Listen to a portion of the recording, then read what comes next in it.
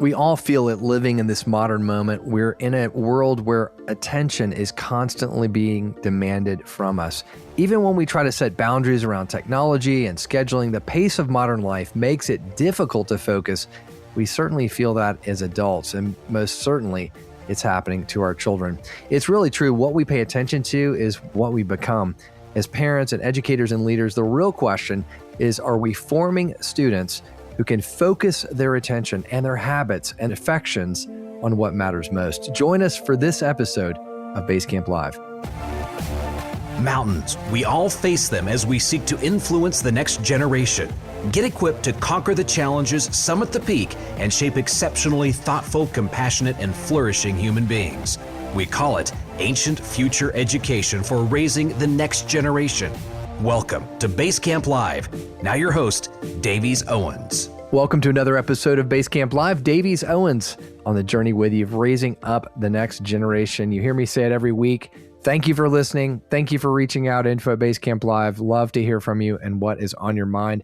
You are part of a huge crowd of growing people who are coming together around the country, around the world, and starting schools and raising up the next generation. In this episode, I want to say a special shout out to John Bryant, head of school at Harbor Christian Academy in Houston, Texas. John, thank you for being a part of the BaseCamp Live and Zipcast community, as well as Tom Bradshaw, head of school at Cedar Tree Classical Christian School there in Ridgefield, Washington. We really appreciate your partnership and are so grateful to have you with us for this very important episode where we're talking about something that we all feel and live with every single day. I always think of Neil Postman's great book, Amusing Ourselves to Death. That came out, 30 plus years ago. And it was such a significant book because he brought to light the reality that for so much of human history, we've lived basically in quiet isolation from everything else that's happening around the world. He talked about, in the beginning of the book, a small town in Kansas and how they were so upended by the telegraph when it came. And all of a sudden now the whole town in Kansas is buzzing about the hotel fire in New York, which up until then really had no relevance to them. And it probably didn't even matter. How much more we think of where we are today with just, 10,000 times that amount of distraction and noise and luring of our attention. It's so important if we're going to raise up a generation who can focus that we can do so with intentionality. And that's why I'm so glad to have Tami Peterson back joining us again. Tami is no stranger to BaseCamp Live. She's been on many times. As you know, she is the founder and CEO of Life Architects Coaching. She does an amazing job of consulting and coaching with young people and adults as they think about this idea of vocational discipleship. What is it that God has called them to do? How has God uniquely wired their aptitude, their abilities? And her insights today on attention are incredibly valuable. Tami Peterson holds an undergraduate degree in Christian education from Ozarks Christian College and a master's in leadership theology and society from Regents College, and she brings a wealth of wisdom and experience. Before we jump into this conversation, as always, I want to say thank you to our partners, our sponsors, folks who are on the journey with us, like Wilson Hill Academy and the Herzog Foundation, and Robert Littlejohn and Chuck Evans, and their great book, Wisdom and Eloquence for Parents. And of course, our own Zipcast, which is really a partner to us here at BaseCamp Live. It's part of my daily work, my calling, really, to come alongside schools and help figure out how can we do a better job of partnering with each other as the church ultimately, but the family and the school with just basic communication. And one of the things you may not be aware of, but our amazing team, who, by the way, have about 8 people that work with me. I've got 2 of our client services team that are actually graduates of classical Christian schools, and they do an amazing job of having conversations every day with school leaders, just talking through their school communication strategy. How well is the email working? How well is the newsletters working? How about the events? And how might Zipcast help amplify all of that? We are here to help. So check us out, zipcast.media. It's just a free, personalized one-on-one call with our team. I'm confident that it will be helpful and encouraging to you. Well, without further ado, here is my conversation with Tami Peterson. Tami, welcome back to BaseCamp Live.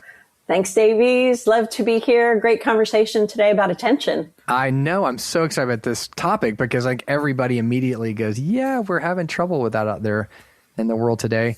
I was talking to my daughter, Hannah, recently, and she had cited some statistics that were looking at just the changes in the way movie companies are producing modern movies because, the old hour and a half, 2 hour movie is challenging for a lot of young people today. And in fact, they're having to build movies. This article she was mentioning to me around having the plot line repeated multiple times because the assumption is you're actually on your phone while you're watching the movie. And no. and for most of us to even go back to a movie from even the 80s or before, where, that you used to remember, these have all those introductions and all of the, the produced Previews, by and all, review, yeah. all of that to get, and it's like, come on, let's go. So I think we all agree. We have some challenge. Talk about the challenge of attention today. What are you seeing? Well, of course, I work with young adults mainly, and what I see is what we're seeing in the classroom, where attention spans are shrinking. But where I see the most impact is the fact that we just have so many inputs available to us. The idea that we can look at social media, news media, entertainment, anything we want on our phone, and it is created to capture our attention. It's not necessarily our fault that we don't have long attention spans. Everything is conspiring against us to really captivate us, which I think is exactly the right word, being captivated, which is an idea about capturing us, capturing our attention. And attention really is our most valuable resource right now. We even speak about it in economic terms. We pay attention, or we give attention, or we divide our attention. So there's all these ways that we even talk about our attention as a commodity, this thing that we own, but seems more and more like other people own it. Well, even the sort of modern value of multitasking. I mean, it seems like that science is suggesting that's really a fallacy too. You can only do so many things at once. So you're right, with so many inputs, then you're even more divided in terms of what you can singularly focus on. So it makes it very difficult to be single-minded in this current moment. Yeah. And our society is just sort of set up for it. Business in particular, of course, is always maximizing their revenue. And that's the goal of having a business. We all work on that. But the reality is, part of what we don't know anymore is we don't really know how we get people's attention because there are so many inputs in our life. So is it social media? Where are you finding us? Where do you see the things that you pay attention to? Where do you hear about it? Is it on your favorite football station? Are we in the middle of March Madness? Are you watching basketball and you see an ad for something? You can click on a QR code. Where are people finding us? And really and truly, advertising is maximizing their presence because they don't actually know where you're finding us. Even though we have all these metrics about how people get to us, it's not really known where they first hear about us, where people sort of come to us as an idea. So a young parent looking at a school might hear about a school from friends, and then they see a billboard. There's all these advertising things trying to capture our attention and hold it for as long as they can, because obviously in the next 10 seconds, we're going to have something else captivate us. And that's really the issue. I mean, 20 years ago, 30 years ago, there's always been marketing people that were after us, if you will, to gain our attention. Yeah. But there's something even more dangerous going on. I mean, there's obviously a lot of legal action being taken right now.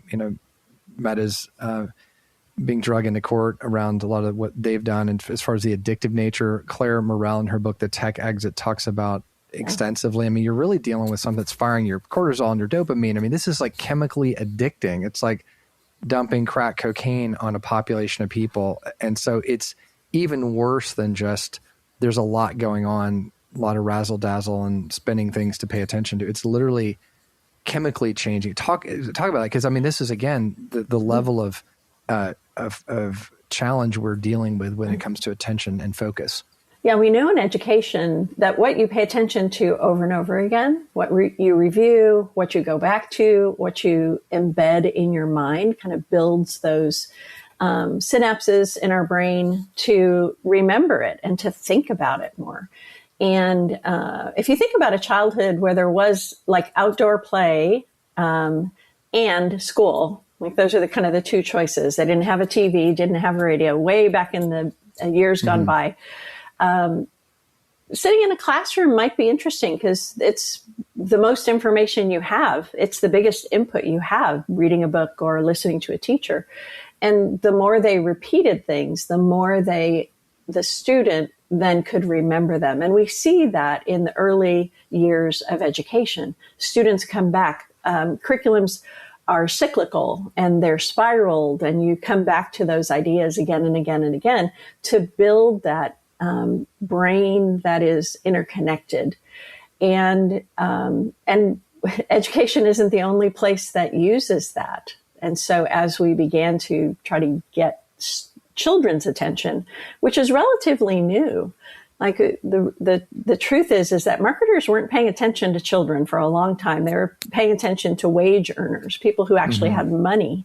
But right now, and especially in the West, children have lots of money, especially teens and preteens have a lot of money to spend. And so attention becomes this thing that is very valuable in different segments of the population.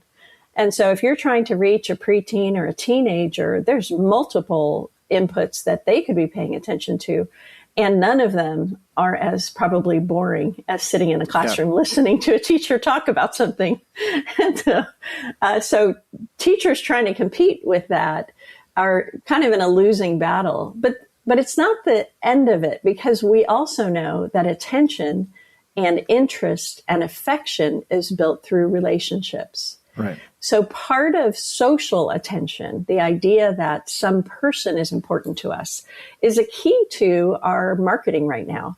Is if one of our pop stars says, "Oh, I love this brand," we have this social attention toward them. We might not even know them in person. In fact, we don't know them. But the social attention, the idea that I am aligned with this person who is popular, becomes very meaningful for preteens and teens. And they are a part of that tribe or that group of people that love this celebrity. And so attention, so teachers take hope that you can have social attention, not by being cool like a pop star, but paying attention to students. I mean, that is one of the things that we know that the marketers are trying to make us think that they're always thinking about us. This is your brand. This is the way you are going to find your meaning in life. And so they're trying to crack the code of a meaningful mentor. How can we be the person or the entity that students turn to for not only information or a product, but actually for making meaning, for finding their identity? You're talking about something extremely important, Tami. I'm going to just focus on this for a second, because I think those who are in a world of education as we are have come to understand education is not just reading, writing, arithmetic. It's literally the formation of our loves, our affections, as you were talking about. Charlotte Mason says 9 out of 10 things are the formation of habit. So really the habit of attending to things that are true, good, and beautiful is at the core of what a classical education is. And therefore, we have to be concerned about how well attention is being regulated in our lives. And ultimately, to the point you were making, is if we're going to win against sort of big tech algorithms giving distractions, we've got to have something more beautiful and more enticing, and something that we come back to over and over.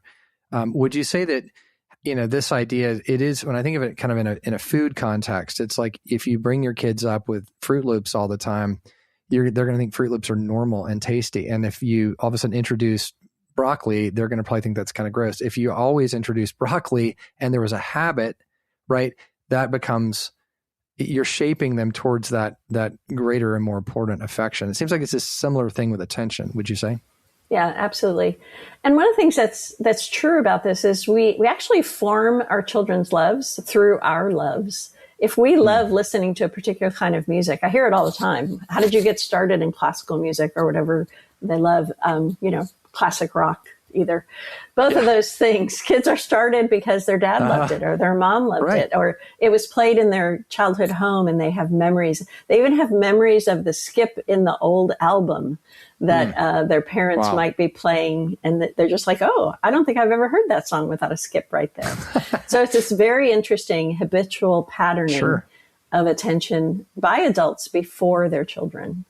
Yeah, I mean, we're definitely the old idea of we're sheeple. We're sheep. We follow. We become like those who we are around. And so, if we're in an environment where sitting still and listening to a book being read or having a long form conversation is normative, then that's who we will become. I don't know if you saw a while back. I remember reading that the Pope about a year and a half, 2 years ago, declared that no homily was to be longer than 9 minutes long in any Catholic church, because the reality was the modern listener today really can't tolerate something that goes into that longer form. And I think that's it's kind of sad on the one hand. On the other hand, it is kind of where we're at. So I want to take a break in a second and come back, because I'm really curious, given that this is the kind of ADD moment that the world is in, how do we begin to, what are some principles that we can think about to begin to kind of guide us back into a little bit more of a focused existence that we really need to be a part of, where we could actually hear a 20-minute sermon and pay attention to the whole thing? It'd be amazing. So, all right, let's take a break. We'll come right back. If you're seeking an education that helps your child thrive academically and spiritually, Wilson Hill Academy has spent years developing a model that I want you to know about. In their free guide, you'll see how their thoughtfully sequenced curriculum prepares students for college and how a biblical worldview helps them understand the world around them with clarity, and how their discussion-based classes teach them to think critically, not just what to think. You'll also discover how their teachers equip students to live purposefully for Christ. With accredited live online classes, your child can learn from master teachers anywhere with an internet connection, all within a community that has transformed families like yours.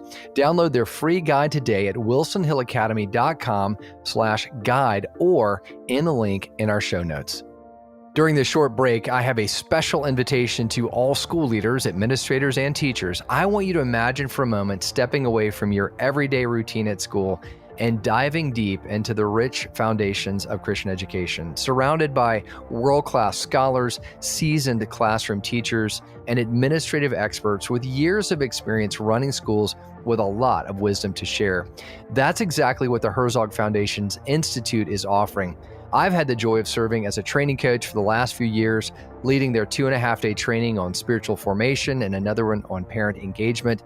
They offer close to 50 unique training events ranging from board governance to marketing to classroom best practices. They even offer a training on how to teach the great books. And the best part of all, well, thanks to the generosity of the Herzog Foundation, these training events, including lodging, are completely free for Christian educators. Institutes are located around the country in beautiful locations, including at the Museum of the Bible in Washington, D.C., and the Reagan Library in Santa Barbara. Don't miss this incredible opportunity. Check out the details at theherzogfoundation.com. Tami, we could go on and on citing examples from the Pope to others in terms of just the modern moment we're in. You know, it's interesting with Zipcast, when we launched 2.5 years ago, I had someone at a classical conference come up and just said, this Zipcast thing just kind of makes me sad. I was like, oh gosh, that's not what I want to hear. And they said, well, you're just affirming what we know to be the case, which is we've been producing long form podcasts and we put out these big articles on the virtue of prudence or something, and then people don't really read it. And I said, well, you kind of have to meet people in the moment and then train the habit to go deeper. So maybe give them a 2-minute snippet of a great book excerpt and then get them excited about going and learning a little bit more and going deeper. But this has been around for years. I think the stats, and 78% of movies that people watch, they watch because they first saw the trailer. And so it's like, on the one hand, accusing the people who make the trailer of killing the movies. It's like, no, the trailer got you excited. So talk a little about these principles of, we do need to meet people where they're at, but we also need to move them to form deeper habits of attending well. What does that look like today? Well, I'd love to go back to a couple stories. One is the story of Adam and Eve in the garden, which is kind of a favorite story for everyone to talk about almost anything. But when you think about attention, I don't know that I'd ever thought about this before, but when Adam and Eve were in the garden, God had told them what to pay attention to. Told them to pay attention to me, God, each other, the work that you have to do, pay attention to those things. And then they had a visitor in the garden, of course, in the form of the serpent, and he brings an alternative to them. And he says, what I'd like you to pay attention to is not the goodness of the garden and all of the beautiful trees and every fruit of the garden that you can eat. I want you to pay attention to something else. I want you to pay attention to your desire for the one thing God has said you can't have. And I want you to pay attention to your finitude, the things you can't be and do. And I want you to pay attention to your limits. And then I want you to actually pay really close attention to what God said about that. Did he really say that you can't do these things? You can't eat the fruit of this tree? And actually, the question was asked a little differently, and it feels very much like marketing to me. Did he say you couldn't eat any of these fruits? And he was like, oh no, just this one. And even framing it that way is an interesting attention idea. It's like putting all the things that your child can have in front of them, and then say, oh, and don't pay attention to this thing under this blanket because it's something you can't have. It's almost the most enticing way, for them to have it. It's our human nature. Yeah, our human nature, absolutely. So they're very interested, of course, and the fall happens. And one of the things that we've been doing ever since then is making meaning of that. And so one of the things that's interesting is we can all look at that story and other stories and modern marketing and say, what is the meaning of it? And one of the things that's interesting about AI, because I am doing a deep dive on AI, and we'll talk more and more about that this year, but is that AI doesn't have a real way of making meaning. It only has a way of looking at all of the inputs it has and creating a pathway through it that comes to some sort of choice that it's making. And as it gets more, as machine learning grows, it's going to do that. And we'll talk more about that this year. But one of the things, C.S. Lewis has this great quote, and I absolutely love it. He says, reason is the natural organ of truth, but imagination is the organ of meaning. We actually have to look at the garden story with our imagination and say, okay, what does it mean for God to say the things he said? What does it mean for Adam and Eve to respond in the way they responded? What does it mean for the serpent? What does it mean for humanity? The meaning making of it. God helps us with that, of course, because he gives us the meaning behind all the things that happen.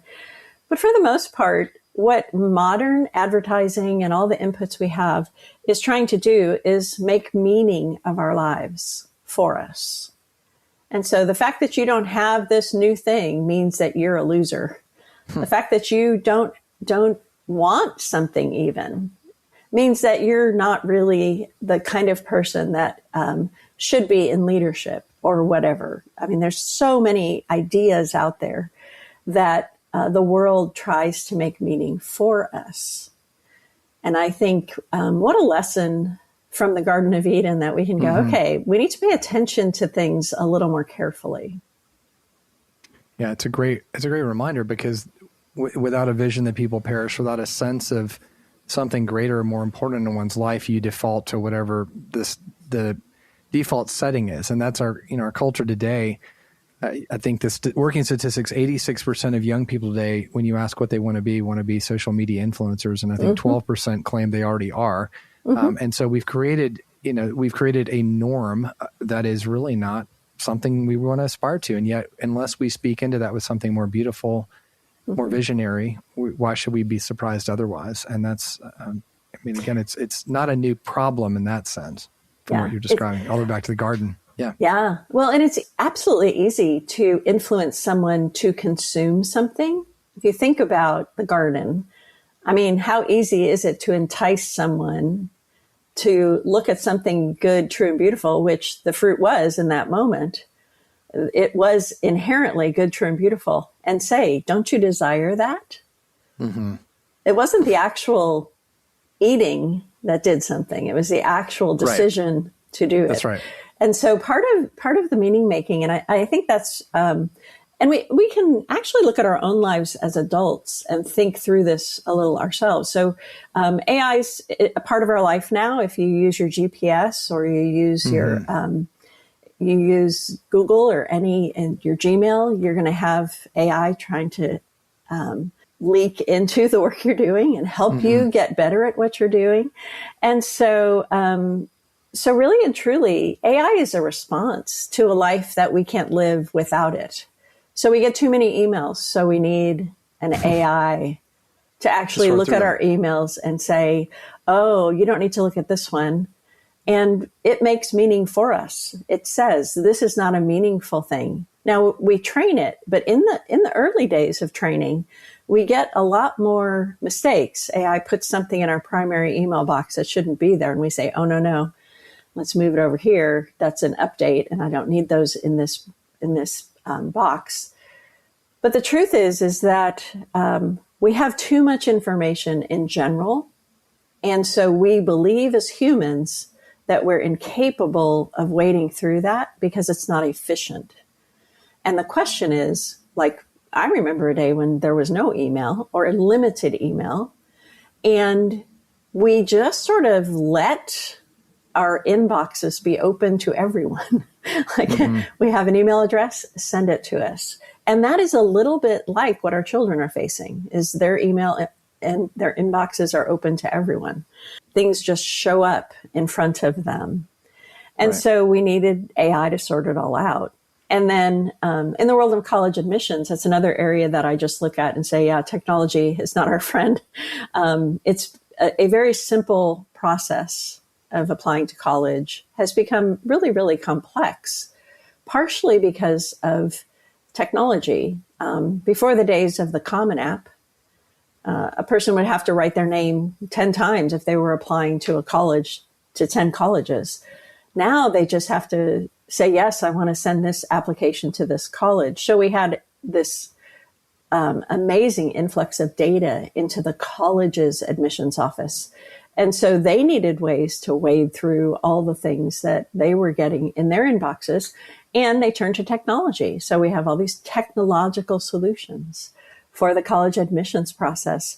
We're trying to figure out who's a qualified student, who, there are very few data points that are truly pure data points about, can the student actually pass a math class? Like, we're just trying to figure out, is college for you? And it's interesting because the colleges had so many more applications, we began to think that some colleges were so much better than others because they had so many applications and they only could take a few students comparatively. So those became a scarce resource. And in the world of humans, a scarce resource is desirable. If there isn't very much of it, we want some of it. And so it wasn't necessarily that more students were qualified. It was probably a similar amount of students that were qualified, but the limits were becoming smaller. So we had a huge pool of applications. Still only 1,500 students were going to be there. And we're trying to figure out who deserves to be there or who is capable or qualified to be part of that. And the more applications they received, the more elite it became. And then social media and the news just sort of maximized the volume of that. And these are the only 30 schools that are worth going to. And it just became this, we call them highly rejective colleges for a reason. They accept 9% of their applicants and they work very, very hard to get that 9% based on a whole bunch of levers. And so, so we created a scarcity in that market that wasn't real. People believed something about those campuses without really knowing what meaning was made on those campuses. It wasn't like we were sending them off to just be taught knowledge. We were sending them off to be formed and forge convictions about their lives. It's an interesting vantage point you have working with students and helping them with their college and vocational decisions. And you realize that attention isn't just swirling things and distractions. It's that at a surface level. It's also lack of attention of things that matter. And so, what does it mean to be a well fit for a particular college? It's hard to know that from the college's standpoint or from the student's standpoint. So you're left with this sort of veneer of superficial things that may get you or may not get you through this, artificial system. So it's a very it's very broken in that sense. And you're right. It's all a spiraling effect where the overflow of these applications causes the colleges now to have to find digital non-human solutions to even evaluate students, which then creates, so the whole thing is broken in that sense. So yeah, it's interesting how attention is a part of the problem colleges are having. So absolutely. Yeah. Well, I want to take a break and come back because folks are like, well, gosh, y'all have really only reminded us of this challenging world we live in. There are some really good solutions. And one of the things I love about the work you're doing and that so many of our classical Christian schools are doing is really taking ground back in terms of reforming the habit of attentiveness and of life lived with intentionality and purpose. And even things like boredom can be good, bringing all those things back, but at the same time, helping young people chart their course in life, which is so much what you do. I'd love to get your thoughts on ways we can regain some attention practically. We'll be right back after the break. Every school year tells a story, but the quieter pages often go unread. A science experiment that sparks wonder, a teacher guiding perseverance, moments parents long to hear. Zipcast brings those stories to light. Each 10 to 12 minute episode blends local updates from your school with wisdom from national parenting and education experts that addresses the questions parents long to have answered. Nearly 100 schools are using Zipcast this year, and fall or winter can be the perfect time to begin. Learn more at zipcast.media. Zipcast, encouraging you on the go with what you need to know.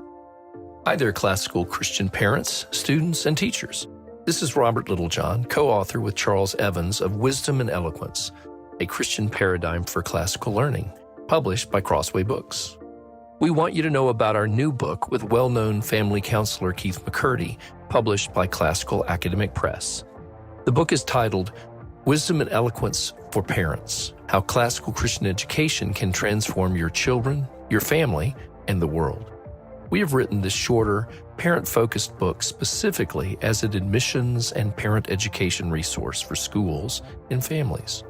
We are excited to be proud sponsors of Zipcast and BaseCamp Live, and we hope you are enjoying these two great resources for classical learning as much as we are. And we would invite you to visit our website, wisdomandeloquence.org, to explore the various services offered by the authors of Wisdom and Eloquence for Parents, and to let us know how we can best serve you. We look forward to hearing from you soon. So, Tami, before we move beyond colleges, which you were giving some really concerning insights into just the state of go try and apply today to college and see how that works out. What can someone do with regard to college application in a very distracted environment? You know, one of the things that we do in vocational discipleship is we talk about how the importance of people, ironically, is we can do a lot with AI. And I've run some things on social media about what I can help you with in the college process. Because there is so much data that we can't wade through it all. But one of the things, one of my students, I was at a classical Christian school this spring working with some students. And one of the students, I just asked him how he made his college list, because we had made a list and he had added a couple things to it. And I asked him, and he had made a decision already about where he was going to go. And I said, so, how did you come up with all of that? He said, well, one of the things I did is I had some secular schools on my list and some Christian schools on my list. So I just decided to talk to people who had those experiences. So I talked to a lot of the faculty on my campus and said, hey, where did you go to school? And they told them, and then they asked questions about, well, okay, when you were there, what was it like? And now 10 years or 15 years out of college, what's it like now? How did college impact you? And what he said was really amazing is he just said it was overly abundant to him that the people that went to a small Christian college where they were in line with the mission, where it was a good fit, Christian and educationally, still had contact with professors and people they went to college with. Some of their college friends were their best friends. They were in their wedding, and they still talked to them this many years out. And many of the experiences that he heard about big research universities, the ones that, everyone just kind of points to and go, why wouldn't you go there? Their actual lived experience on those campuses was formative in a negative way. They became more competitive in a negative sense, where they had to protect what they were doing or it might get damaged in the research lab. They talked about how the people were not necessarily accommodating to them for the things that they needed friendship wise. They didn't have privacy in their dorm room. There were just a whole bunch of data points that he kept saying, and this person said this. And so he did his own research with people he knew about finding wisdom in making the choice. Because discernment is one of those things that we know people need, but we don't really train it. So how do you make a decision about college? And it's one of the things we talk about quite frequently with parents and their students, is that you make decisions all the time, every day as an adult. How do you make those? You need to share with your child, what are the data points you pay attention to? What are the data points you ignore? What is the information? Right. Where do you get your information from? And so that's one of the areas that I think is really important in the college process, is really talking to people, especially recent graduates. You can always talk to someone who went to a school 40 years ago and it's a completely different story. But someone who was there 10 years ago, 5 years ago, graduated, they're still in their 20s, they may be early 30s in their first job, getting some information about what their experience was and what was most important to them. And if they were going to do it again, what would they pay attention to? And we train kids how to read the college website. You go up and, what's on the website is a lot of what they value. And so if you're looking at the website going, I don't know if I value these things, that's a good indicator that school may not be for you. It's a really, again, sometimes it's the basics we all need to be reminded of. And it's just who's training our child to know what to pay attention to. I mean, in every aspect of life. And whether, certainly with colleges, is it based on, I don't know, I like their mascot and my neighbor friend went there and they love whatever. I mean, sometimes that's about what the decision comes down to. And we've not taught them to, whether it's what food to eat or who to choose as our friend. Like, we have to train them in the art of discernment, which is very much linked to our ability to have good attention, because otherwise we're going to, chase the latest and the loudest around all the time. So, yep. And it really does bring us to our responsibility as good leaders and mentors and parents. Is if you're doing something that you're telling your child not to do, then unfortunately what you're doing is speaking louder than what you're saying. And so doing always is what kids learn from. So if you have friends over and you have a raging debate about something that is an important issue for the people that you're in this conversation with, and yet you're still kind and respectful to them, and you can disagree, but you are looking at the nuances and digging deeper into, why do you think this is true? What is it about that you think is wrong or right? It's one of those areas that really public discourse, even in our home, is so uncomfortable for us unless we all agree. It's like, we're only going to have people over that we can agree with. And I'm like, how do we teach our kids how to have a good, encouraging and interesting, back to what do we pay attention to, interesting discussion about some of the biggest topics today. I mean, I think we're just all afraid to bring something up that might be contentious. And our kids are like, oh no, now what do we do? Especially our young adults. When we're talking about, we talk a lot in the classical movement about forming affections. And the way we move that into the young adult world is we begin to forge convictions. So you loved certain things when you were a child, and now you're forging, which takes work. If you've ever seen someone working at a forge, they are sweating and it's a lot of muscle and you're just going at it. Well, you're forging a conviction. You're forging what you actually believe about something. And when the Bible talks about iron sharpening iron, that is a form of forging a conviction. I don't agree with you. Here's a conversation we can have. Let's have some friction in this conversation and in our relationship. We're so afraid of friction. And that's the lie of AI and a lot of technology, is we get a frictionless life. And I just want to say, yay for friction. It's good for us. It creates some heat, might even create some fire. And we then can know exactly what we believe and what those around us believe. And that's such a great practical point. And everyone listening to this can think of a family dinner or a conversation where, just because the world's complicated and everybody doesn't agree, but we're in a cancel culture. So if all our students have paid attention to is people canceling and slandering each other and then running out the door, and now you're trying to have a civil discourse, that's what have you paid attention to? And so it is a formation of what is normative and what is acceptable and all of these basic things. I mean, I think sometimes it's as simple as just teaching our children how to greet adults. I mean, these basic things that, grandma would have been, let me introduce my daughter to you, Mr. Jones, and hello, Mr. Jones, or whatever, as opposed to those basic common practices that I think we've lost just in our hyper distracted world. So what are some other things? I know we don't have a ton of time, but I want to just, for families, as you talk to them, what are some other just best practices in terms of helping guide your children to be more attentive to the right things?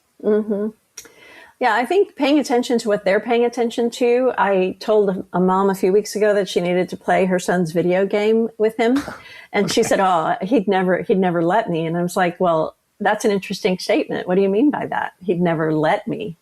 Like, your child cannot let you do something? Yes, sir. Who's running this house? Well, I mean, that was what she kind of came up with. She's like, and she said, well, I'd be terrible at it. And I said, oh, of course you would be, because you don't practice this thing, and he does. And even in that, there's a conversation.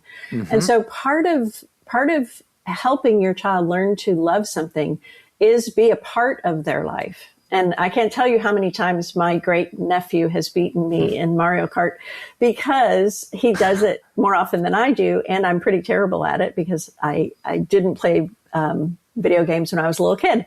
And so it's interesting to be a part of a child's world and we talk about play. Play is so important in our lives, but children's play is not adults' play. So when you play a game with your kid, like Chutes and Ladders or Monopoly or something, you're playing a board game with them. It can be not fun for an adult to play a game.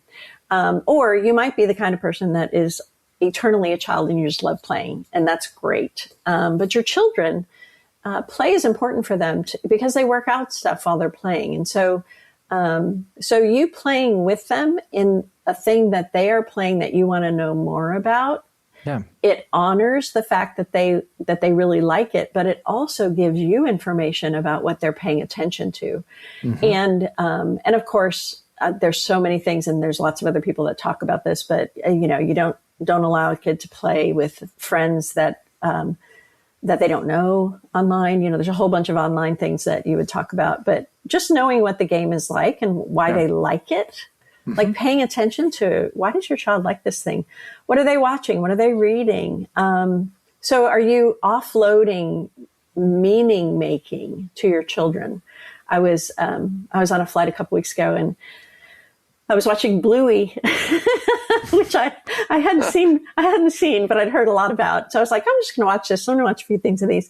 And I was like, well, this is a fascinating little short, like you were talking about, short attention span show. And I watched like 3 or 4 of them and went, well, there wasn't anything in that I would have said was objectionable. Now, I haven't watched them all, but I went, this is a very interesting family-oriented kind of conversation around what's going on in the world, and a great way to have a conversation with young children to say, what do you think about that? And what, you don't have to watch a half an hour of something. You can watch, I don't even know, they're 8 minutes or something of Bluey that you can have that great conversation with.